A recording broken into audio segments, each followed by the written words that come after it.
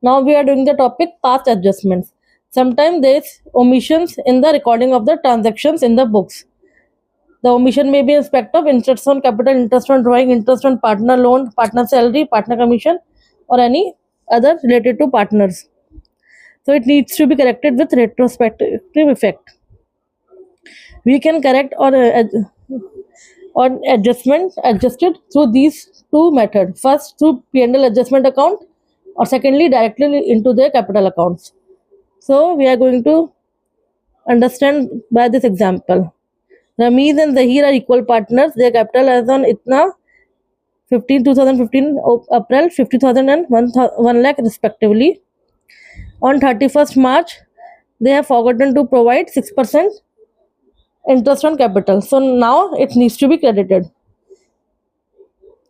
6% of their capital is 3,000 in case of Rameez and 6,000 in case of Zahir. So total interest on capital is 9,000. At the firm must have been recorded this 9,000 as excess profit. So it needs to be adjusted now. Through P&L adjustment account, first method, we are going to do P&L adjustment account debit 9,000 to Rameez capital and to Zahir capital. We need to credit their capital as an interest. And the second entry, the 1:1 ratio must have been already credited 4,500 and 4,500 respectively. So it needs to be debited because it's wrongly credited. 9,000 must have been shown excess profit. So this must be debited 4,500 45 and to P&L adjustment account credit. So this account has been over and these capital are adjusted through these entries.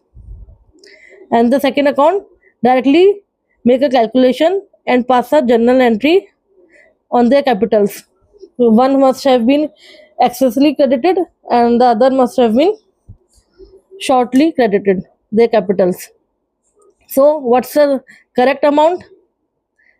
Is 3,000 and 6,000 should have been credited, and what already credited is 4,500 and 4,500. So Rameez is excess credit by 1,500 and it's shortly credited by 1,500. So now it needs to be corrected. So Rameez capital account debit 1,500 and Zahir capital account 1,500. So we can pass this direct entry on their capitals. Otherwise, we can through by the passing P&L adjustment account what needs to be done and what has been done. So the ultimate effect going to be the same. Thank you.